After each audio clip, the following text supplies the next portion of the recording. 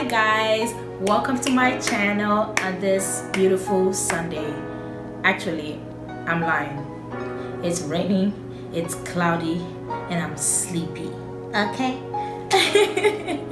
I hope you're having a good day so far, and if you're watching this video other than this day that is uploaded, I hope you're having a wonderful week. Okay? Thank you for joining me again today. I'm excited. I'm doing another video. I hope to keep this going. I hope life does not happen again and then just have me disappear. But I would like to continue my last video that I was talking about my journey of bringing my husband to America. Okay, I'm gonna try to link that video.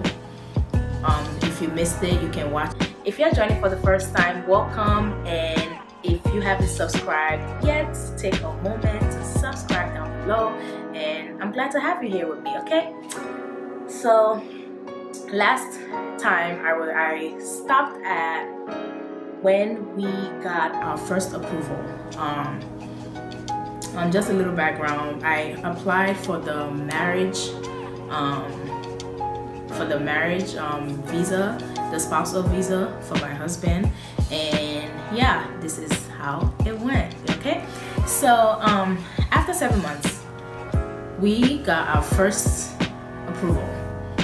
So the first approval pretty much means that they're gonna move your file from the USCIS to the NVC, the National Visa Center, which will now process the visa.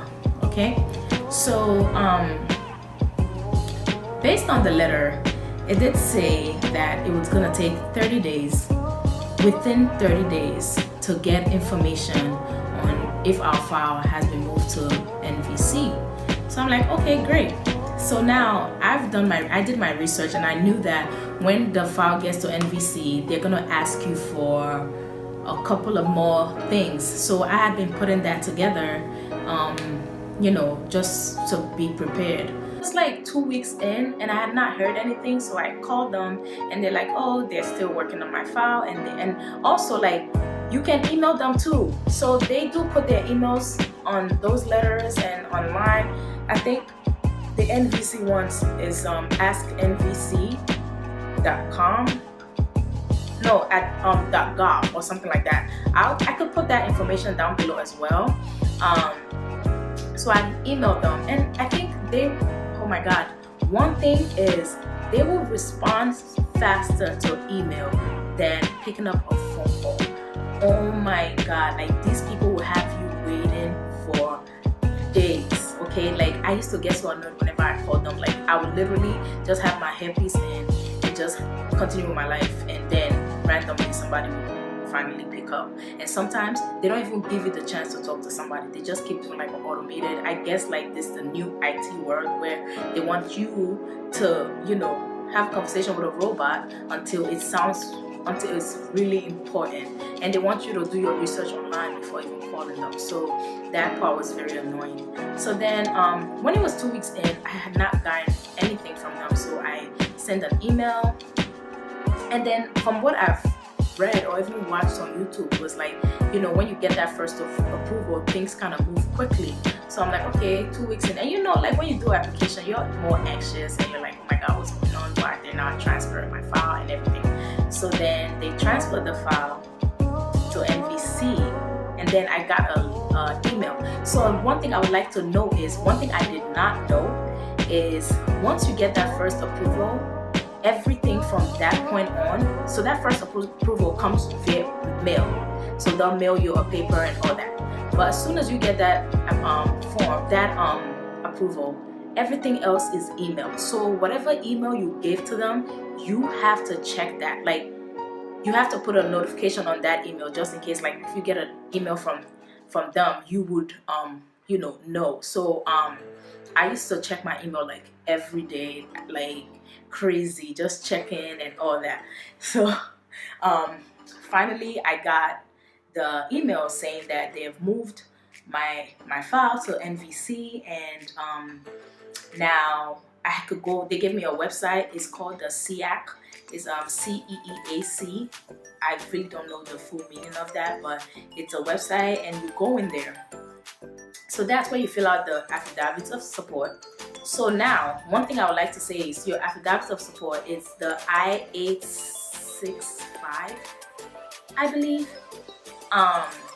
That form, like, you have to know the one that pertains to you. So affidavits of support is pretty much who's gonna support this person when they come to America, because America does not want to bring somebody into their country that they have to take care of, right? So they want you to make sure like your salary is good to cover this person. So one thing is, if your salary, if you feel like if you're in the low income range, you can get other people to fill out an affidavit of support for you, right?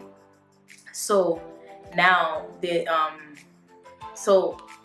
so like for me, I didn't need somebody to fill it out for me because I don't have any other responsibilities. And that's another thing, like if you have more responsibilities on you, then maybe you might need somebody else to, like, you know, fill in or support for you as well. So okay, so I have filled out the I-864 easy. So they have different levels. So when you go fill it out, you have to read what each level says. So I think it's I-864A, I-864EZ, I-864W. So you need to look at each one of them and see where you fall into, because that's another thing. Another thing I would like to know is, like, if you make a mistake on any forms, on any evidence that they ask for, this makes the process longer. So you have to be like extremely careful when you're uploading anything, when you're sending anything, when you're submitting anything. So you have to be really careful. So I have filled out the I-864EZ. And with that, you have a list of things you have to add. So you have to add your tax return, you have to add your W-2, you have to add what else did I have to add with that? Pictures, like photographs, lots and lots of pictures. And then they have to do the police report. And I believe the police report is valid for 3 months for some countries. So you have to check that out. So the thing is, when you get into this CEAC portal, you have requirements from your end, and your spouse has requirements from his end. So from my end, I had to fill out the I-864EZ. I had to upload pictures, and then of course the fees. So first, you pay the $535 for the form, and then when you open the CEAC website, you have to pay, I believe, $320 is like 300 and something. Once you do the fee, it will open up where you have to fill out the form. So they'll tell you, once you pay the fees, it'll take 2 to 3 business days for it to clear and open, and then you go to the next step.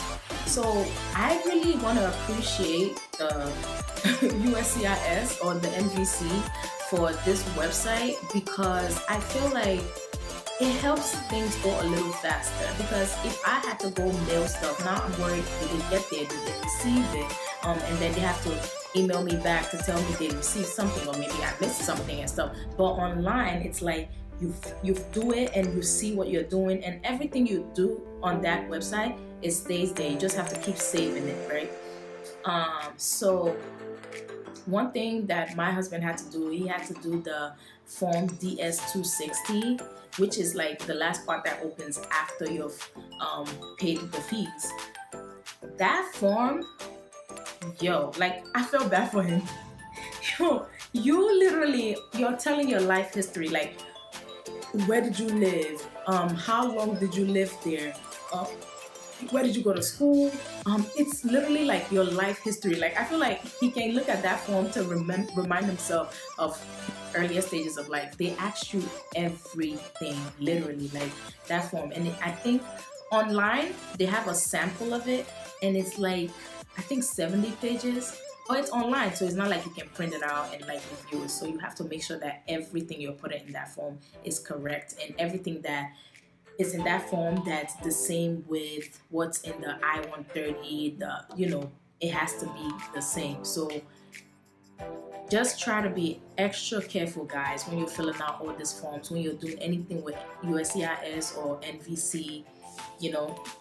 So then after we uploaded everything, it took them, I think it takes at least another 2 weeks or 3 weeks to send you another email. Like if they have anything for you to do, they'll send you an email on the portal, and then you get an email alert in your email to go into a portal and sign in. They'll give you a login and everything to, update whatever you need to update. So after we updated everything, it took 2 weeks, no, 2 to 3 weeks. And then we got the interview date.